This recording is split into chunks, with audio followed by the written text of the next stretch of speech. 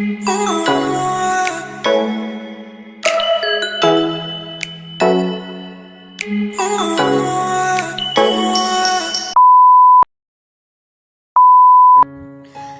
guys, welcome back to channel Nana.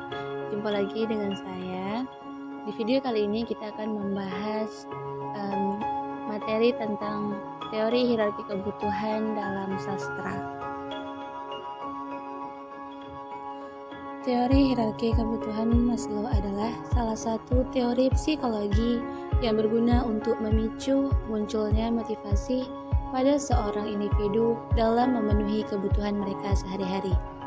Teori hierarki kebutuhan Maslow diperkenalkan pada tahun 1943. Nah, dalam teori ini memuat 5 tingkatan kebutuhan yang harus terpenuhi di masing-masing tingkatannya.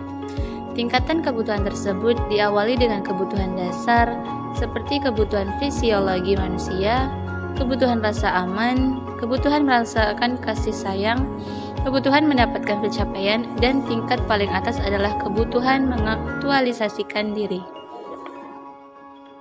Baik, selanjutnya kita akan menganalisis sebuah cerpen dengan hierarki kebutuhan dalam sastra.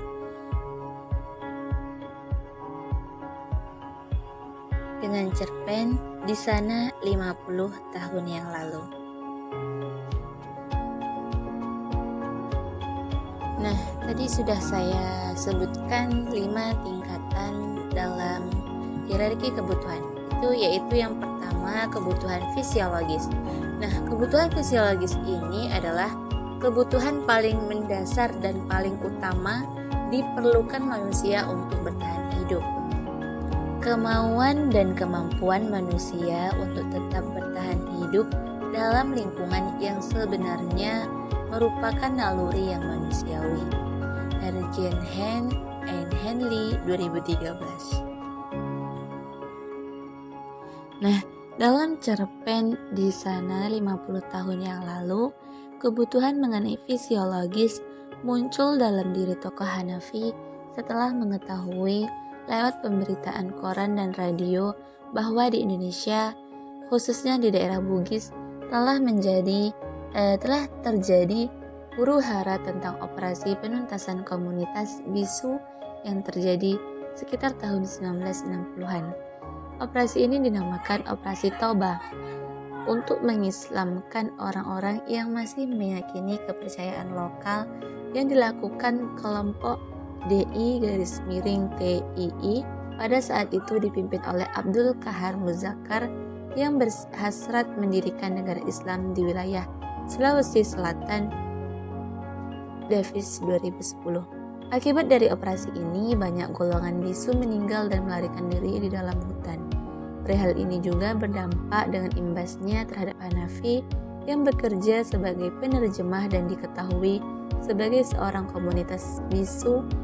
Izin tinggalnya di Belanda dicabut dan fasilitas gaji serta tempat tinggalnya ikut dihentikan. Hanafi memerlukan pemenuhan kebutuhan mengenai tempat tinggal. Ia terlunta-lunta di negara Belanda dan statusnya tidak bernegara. Orang yang tidak bernegara secara de jure dianggap tidak memiliki warga negara. Hal inilah yang membuat Hanafi mengalami guncangan psikis, membuatnya tidak ada jalan untuk mengatasi pemenuhan ini.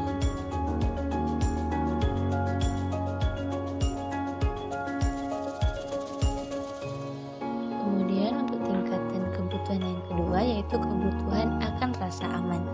Nah, kebutuhan akan rasa aman ini adalah kebutuhan untuk memproteksi diri, orang lain, lingkungan, dan sebagainya. Rasa aman akan menghindarkan diri dari berbagai jenis ancaman.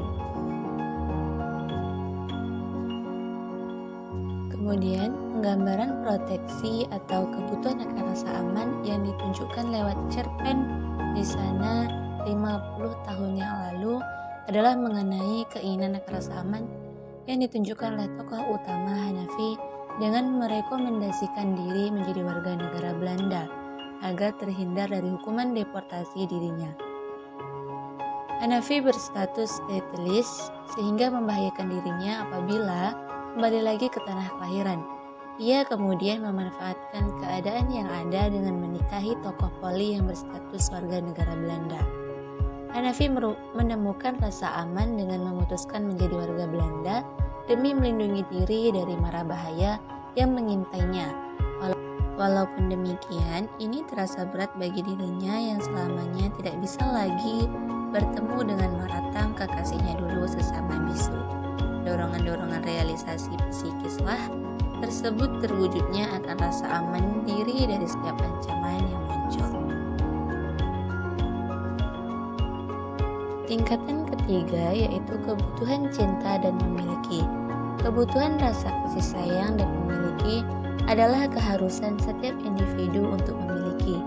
Sebagai manusia, kebutuhan ini adalah hasrat alami untuk digenapi.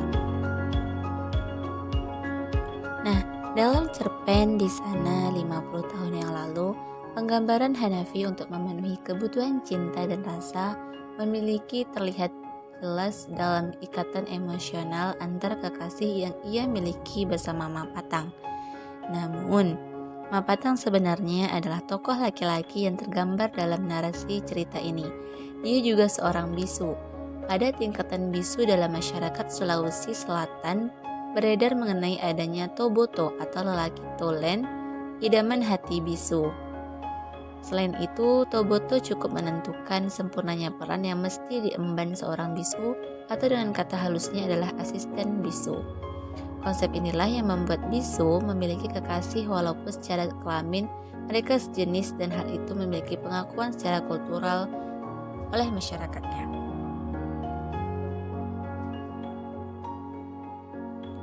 Tingkatan yang selanjutnya yaitu tentang kebutuhan harga diri atau penghargaan.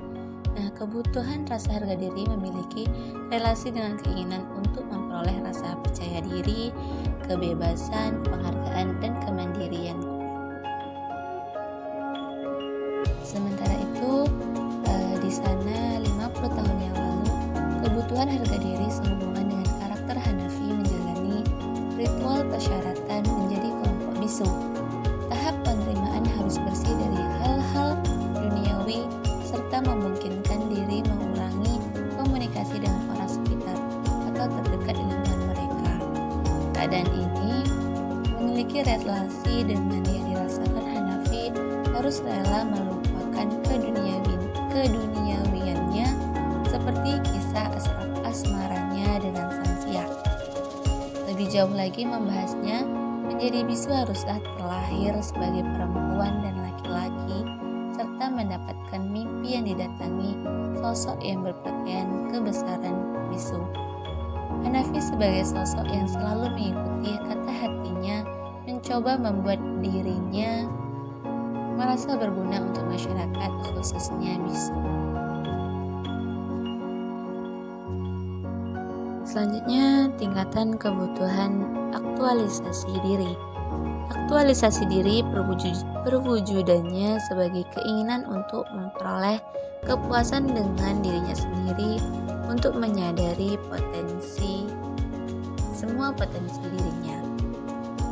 Dalam cerpen di sana 50 tahun yang lalu, kebutuhan mengaktualisasi diri muncul saat Hanafi sudah sah atau legal menjadi komunitas bisu. Ia dengan pimpinan bisu yang dihormati Puang Matua sangat tegas mengatakan bahwa penerjemahan epos Galigo harus dilakukan oleh orang-orang kami sendiri dan jangan sampai diterjemahkan langsung oleh bangsa Belanda. Hanafi sebagai bisu terlihat telah memenuhi kebutuhan aktualisasi diri. Dia mampu menempatkan tubuhnya sebagai orang yang tepat mempelajari kitab tersebut. Oke, cukup sampai di sini pembahasan video kita kali ini. See you di video selanjutnya teman-teman. Dadah. Assalamualaikum warahmatullahi wabarakatuh.